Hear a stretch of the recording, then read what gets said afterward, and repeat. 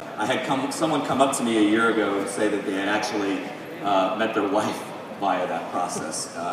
And a lot of people come up and said they met some good maybe customers or partners. So hopefully that was valuable for you. So I told Rob that Jason made a comment earlier from Google about the Mets and that you share the pain. I'm just to let you know, unfortunately, you're not going to get much sympathy from this audience in regards to the Mets, because this is the home of the world champion San Francisco Giants. Yes, the world champion New York Giants. The world champion New York Giants, I was saying. So, right. So I'm going to let Rob introduce himself and the rest of the panelists. Rob is the CEO of Group M here in the U.S. North America, and I'll let him take it away. Rob. Thanks, Drew. And thanks to... Thanks to everyone. There's a clock here that says 29 minutes 43 seconds on it, so we're going to do one of those without further ado kind of exercises. I'm thrilled to have this panel with us today. I'm going to let them introduce themselves and say about a 2-minute thing about what makes them special and what their role in their companies are. And then what we're going to do is we're going to get into a round of questions. We've talked beforehand, and what we want to talk to you about today is real brands, real stories about some successes, sometimes some failures, and the pains and joys of working in this new environment. So we're going to try and avoid the platitudes as much as we can, and we're going to get right into it. So I'm going to ask Mike Parker from Tribal DDB to introduce himself first, and if we can just go straight along the line from there. Thanks, Mike. Thanks, Rob. Good morning, everybody. My name is Mike Parker. I'm the co-president of a digital creative agency called Tribal DDB. I'm based here in San Francisco. We have offices across the country, work with a wide range of brands in the digital space. Here out of our San Francisco office, we do a lot of work with Clorox and Intel, brands back east like Pepsi and McDonald's. And excited to talk to you about things that we're doing in the app space. What makes me special is that I grew up in Canada, in Vancouver, and I'm actually a hockey fan. And I don't know if anybody's been watching the Canucks Blackhawks series, but it's been a heart attack, and I'm very excited that we've advanced. Fantastic. Andrew. I'm Andrea Harrison.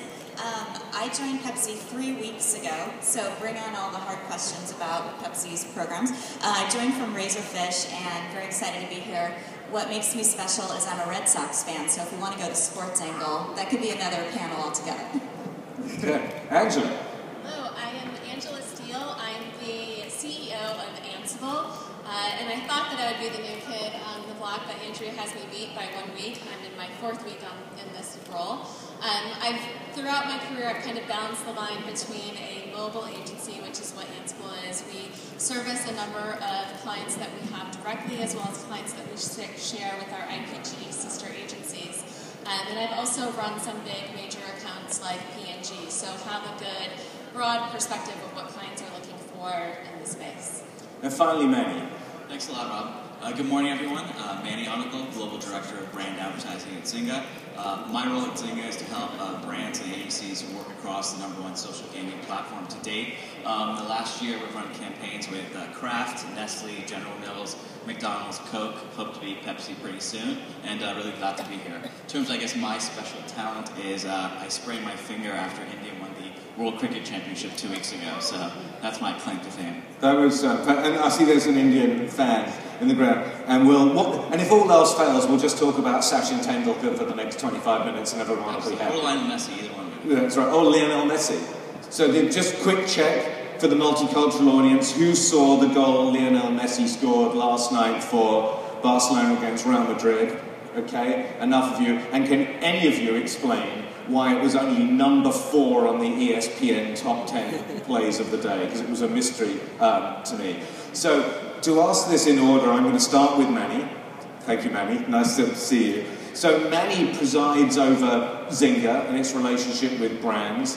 Zynga, as all of you know, is now the biggest media owner in the history of mankind, I think is our official Newstat Comscore. And what I'm intrigued about, Manny, is that we built our business, us advertisers, on taking brands to consumers in environments where consumers were largely passive. The one thing that's different about Zynga from everything we knew before is that when people are engaged with your properties, they are active. Talk to us about how advertisers can leverage an active environment like Zynga, and some examples, if you can, about how that works and maybe sometimes how it fails. I'll address that question in two ways. First, let's talk about our audience and the engagement. I think you raised a great point, Rob, is that generally across advertising mediums, it's a very lean-back medium, right? You're getting a message from a TV, you're reading a magazine, you're listening to a radio. The great thing about gaming is it's very lean-forward. You're taking an action, you're participating in the game, you're advancing the levels. So brands have come to us to activate for two main reasons. One is scale, which you talked about. Right now we're about 50 million daily active users, 250 million monthly active users, a huge, huge worldwide audience. And furthermore, it's really that engagement. Some of the case studies I can speak to. We did a program for Paramount's Megamind, one day only before the launch of the movie. We had 10 million people come and engage with the brand activation, spending several minutes on Megamind's farm, helping him out. So I think the key for all the successes we've had to date is it's all user choice. We don't force advertising for anyone. If a user wants to activate with Coke or go visit and craft inside Cafe World, it's all about choice. And then furthermore, it's really about giving the user something back. So again, we talked about other advertising mediums. You don't get anything from a TV commercial. You don't get anything from a print ad. Of the dozen activations we've done to date, the user always gets something back. So I think that's been really key to the successes we've had. Andrea, I wanted to talk to you about something kind of particular. So you've gone from Razorfish, and you've gone from the dark side now to PepsiCo, and you've obviously been involved in creating a lot of advertising content, both for the brands you served before and now the one you work for on a daily basis. I think one of the big challenges is that the agency world had begun to crack the code of creating ads for the web and for the internet as we understood it, and now we're in a situation where we're having to create advertising for an app-based environment as well as for the web. Talk to us a little about the challenges that you see that involving, and where you see that kind of triangle between you, the brand owner, the agencies that work with you, and the media vendor in whose environment you're creating it. So yeah, that's a great question, and I think... It should be. You asked me to ask it. That was my question. Note to all moderators, ask people to provide their own questions. Well, you know, again, the part of coming from Razorfish, and this is not an ad for Razorfish, but Razorfish really started out as a web dev company. They weren't building advertising, they were building websites, and the whole point of websites 10 years ago was to get people to stick around and do things, whether it's a utility or a game. So taking that philosophy into advertising really maps to the engagement question.